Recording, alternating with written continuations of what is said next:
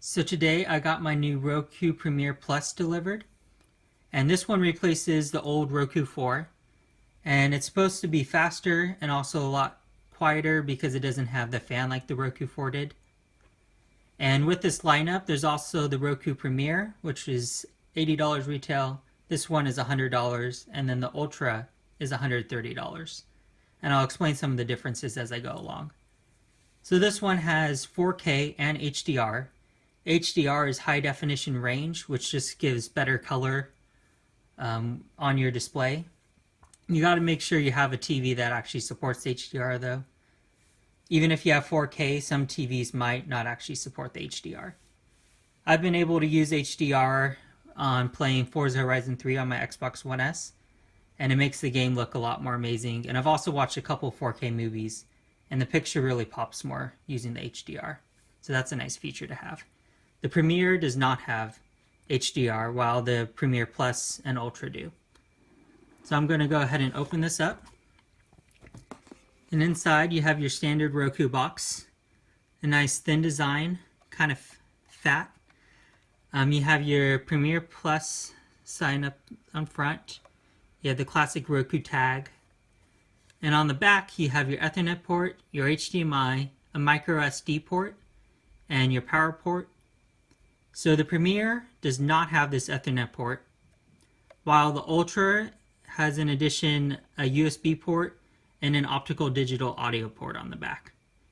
But you really only need an audio port back there if you want really good sound quality and you're an audiophile. So on the bottom here has a nice rubbery surface that allows it to not slide around. You have kind of this glossy finish here and a matte finish on top. And underneath, you of course have all your papers. Let's go ahead and open this up. First, we have our instructions, and if you need more complicated instructions, you can find them online. And they give you a $5 Voodoo movie credit, which I've already used this code by now, so don't bother trying to enter that online. So they also have just some ads, and of course the safety concerns and other random information. So then you get the remote here, and it's actually surprisingly light, lot lighter than I expected. Though I don't think, yeah, the batteries aren't included in there yet. So the remote just feels like hard plastic, and then the buttons are just nice soft rubbery buttons that kind of have a nice click when you push them down. You also have this headphone jack on the side, so you can plug in your headphones and listen to your TV or movie, whatever you're watching, without disturbing anyone else in your household. So that's good for if you're watching late at night and you don't want to wake everyone up, or if someone's studying in the next room. You also have a volume up and down button on the side here. So the Roku Ultra has a few extra buttons. It has voice search, which would sit up on top here, and then it also has the A and B buttons, which are mainly for gaming, that sit right there. The voice search, I didn't think it was important enough to spend the extra money for, because from what I hear, it's mainly just to search for things using, instead of having to type it in, you can't actually like use it like Siri or Alexa and open stuff up. The Roku Ultra also has a remote finder feature, which the Premiere Plus and the Premiere don't have. So you can just push a button on your Roku and it will help you find your remote.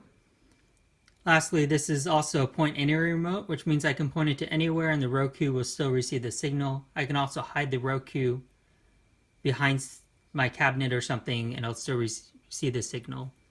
The Premiere does not have it, so you have to have line of sight if you order just the Premiere. That's one of the major reasons I decided to go with the Premiere Plus. So inside here, you'll find, of course, the batteries, just your charging cable, and last but not least, you have these little headphones that they give you.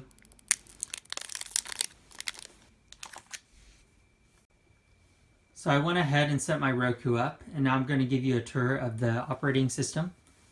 So this is the home screen, and you can get there at any time just by hitting this home button on the remote. And so this first home tab, you have all your apps, and you can rearrange them however you like. To do that, just hit the star button here, and then it brings up this guide. You can rate the app if you like. You can move the channel, or you can remove the channel by hitting there. So I'm going to move the channel, and I can just move it like that. Now, one thing I noticed is, so this has a scroll wheel that refreshes, so it allows you to skip from the bottom up to the top and top to bottom. But say I want to move my, say I want to move my Cinnamon Now app. Then I hit the star button, move channel, and if I want to put it at the top, I can't just go past that line there. I have to go all the way up, and that can take a little bit of time, especially when you add something new and it gets placed at the bottom and you want to move it up.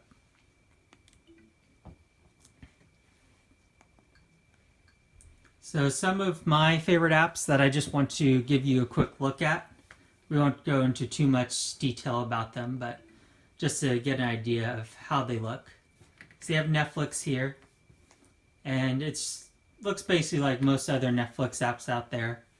And right now I have this on a 4K TV, so it will show me when a show is available in 4K. And that's mainly, let's see, like this one here, The Crown, which is in 4K. A lot of their originals will be 4K.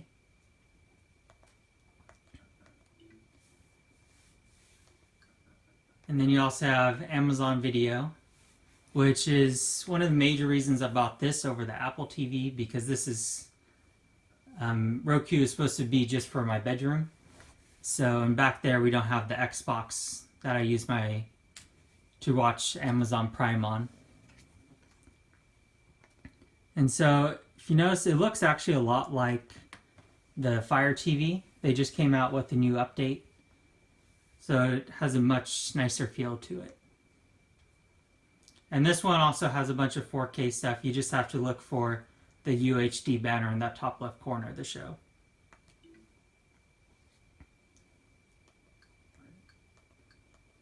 Then you have PlayStation View here, which, a warner to all those of you who want PlayStation View, the Roku app does not have a guide.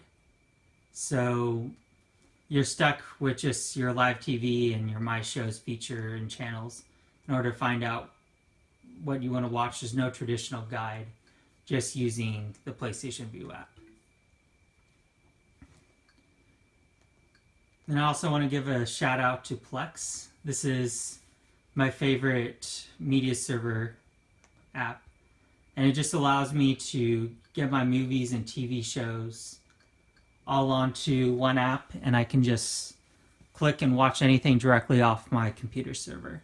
So if you haven't looked into Plex, I mean, I can spend days talking about this and how to set it up. But just go ahead and look into it if you're interested in setting up your own server. And then you just have your generic channels. I got a lot of the network stations and sports.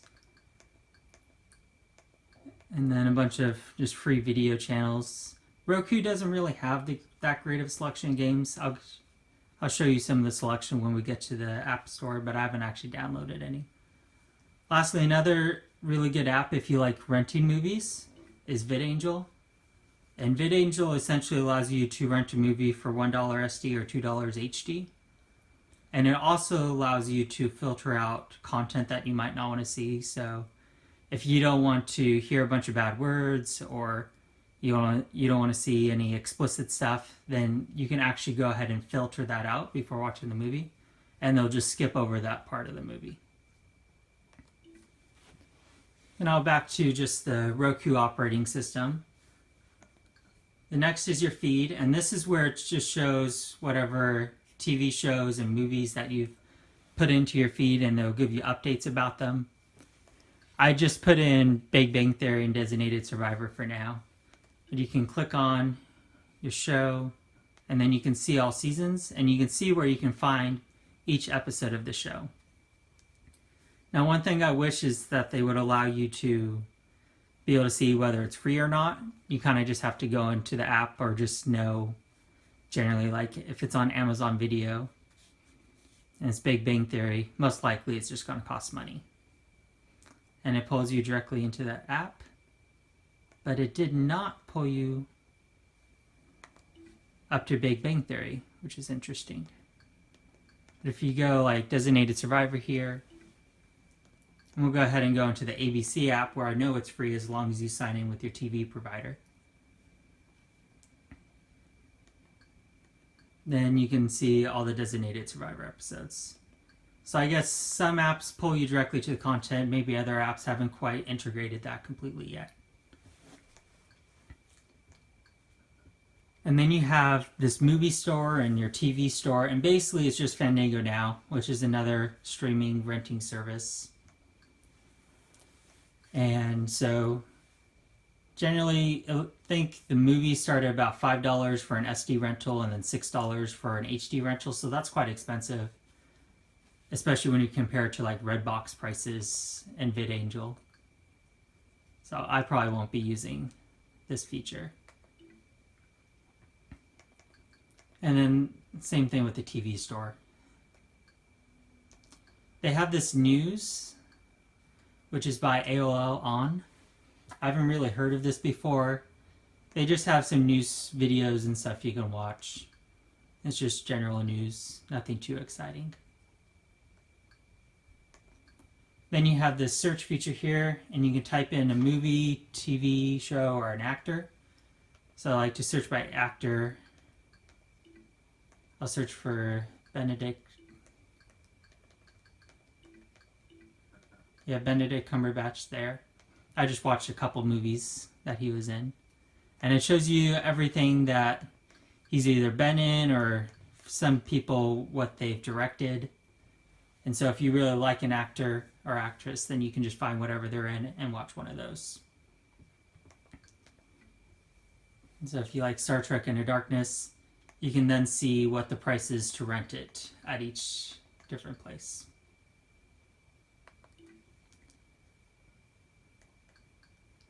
Then you have your streaming channels. And this is where you go to get your apps. They just call apps streaming channels on Roku. That's just their nomenclature. So if you have a 4K TV, then you want to check out this 4K section here. And so Netflix and Amazon Prime are obviously really good choices for getting free 4K content as long as you're subscribed to them. Nothing's really free.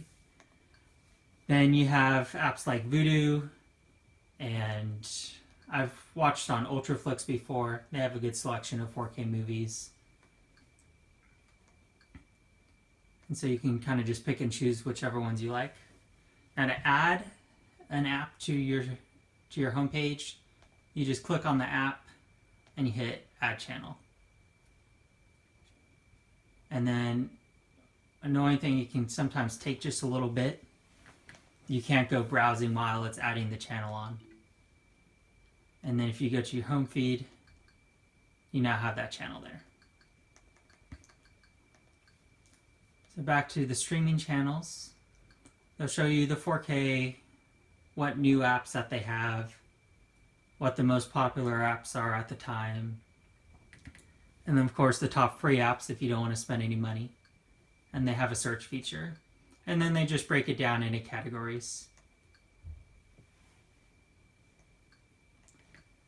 So let's go.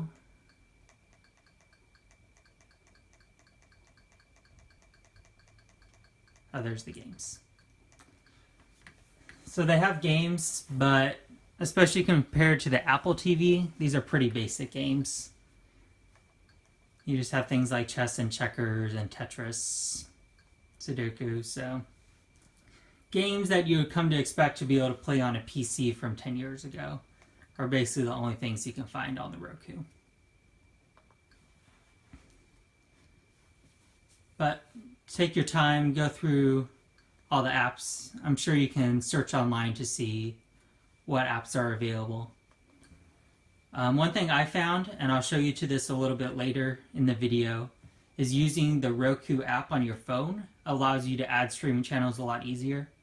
You're able just to search for them faster, and you can just click on the one you want instead of having to scroll all the way through.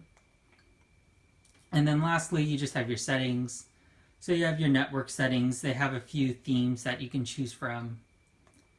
You have like the purple default, a gray, kind of a brown, the nebula, which is the one I'm using right now. And then you can also buy themes. They're like $1 to $3 if you really just wanted one of those themes. I don't think it's really worth it just for a background picture.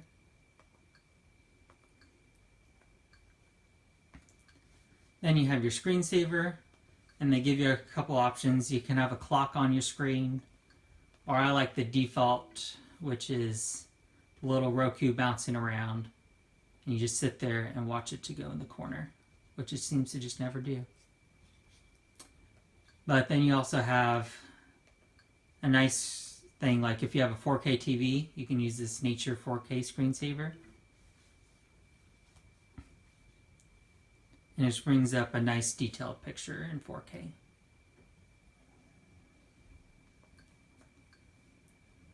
And then you can also just set the wait time to 1, 5, 10, or 30 minutes before your screensaver kicks on. Here you set your display type. So right now I have mine in 4K and HD, or HDR. And then you could also have 720, 1080, or 4K without HDR. Here you can just edit your captions however you like. Here's where you can check your battery on your remote. And you can also pair your remote if you get a new one, or if your remote unpaired for some reason. Your audio, you can change the volume for the menu. You can change your audio output. And then one really nice feature is this night listening mode. And essentially, like say you're watching TV at 11 o'clock at night, someone's asleep in the next room. What it does, it takes your audio range and it condenses that range. So if someone's whispering on a TV show, it'll sound louder. And if there's like a loud explosion or something, that's going to sound softer. So you don't have to worry about those TV shows where when one scene they're whispering and next scene they're blowing everything up and waking up everyone in your house. So that's something that you'll want to enable if you're watching this at night. So that's basically it for the operating system. And now I'm going to switch over to the Roku Remote App on my iPad to show you that. To round things off, I'm going to show you the Roku app on my iPad. And so here's just the main screen. And you have the remote feature here, which just has all the normal buttons on the remote. You can compare it to the actual remote right there. And then they also have this little headphone right there. And if you hit that, instead of sending the sound through the TV, it'll send the sound directly through your iPad or whatever device you're using. Just like if you were to use the headphone jack right there. And then you also have this keypad right here. And that just pulls up a keyboard. And you can just type things in and it'll enter the text on the Roku. You also have the search feature here, where you can use voice control even if your remote does not have voice control. And you can also enter in just normal text and search for a TV show just like on the actual Roku box. It's just easier to use the little pop-up keypad instead of having to use the directional pad on this in order to get around. Just to show you what the voice control can do. Designated survivor.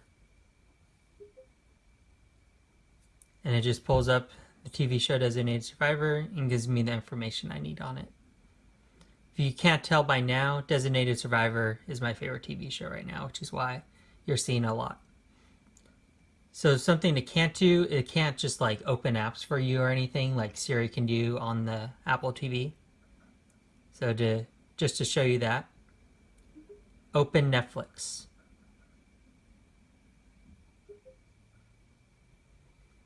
And it's not really sure what to do. You can go to the channel store and then go to the channel, but it doesn't open up the app directly for you like it would on an Apple TV.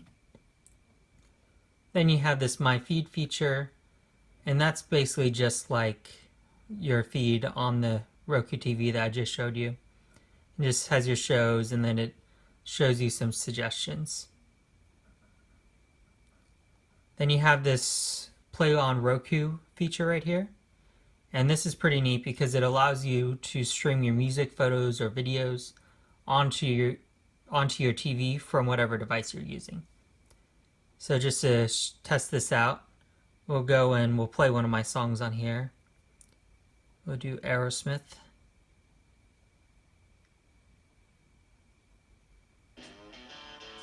And then that's playing off of my TV right now.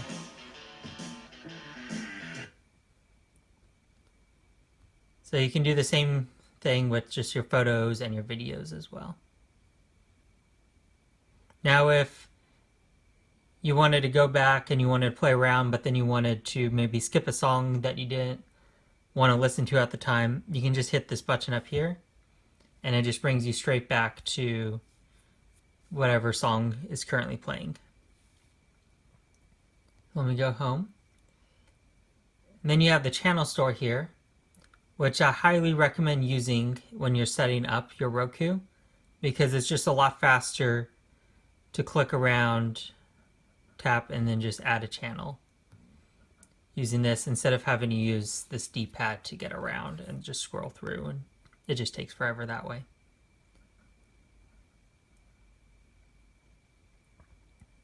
And then down here is just some ads and really useless information. Alright, and then one thing that they don't have on the home page, which I don't understand, but it's a nice feature, is this My Channels. And from here you can open up any app that you want directly on your Roku. So I'll open up Netflix.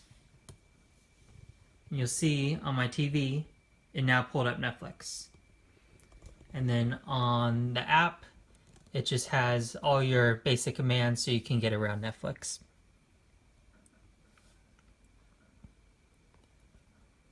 And so that is the Roku app on the iPad. And it'll look the same exact thing on an iPhone. I'm not sure how it looks on Android or if they have it for Windows Phone yet.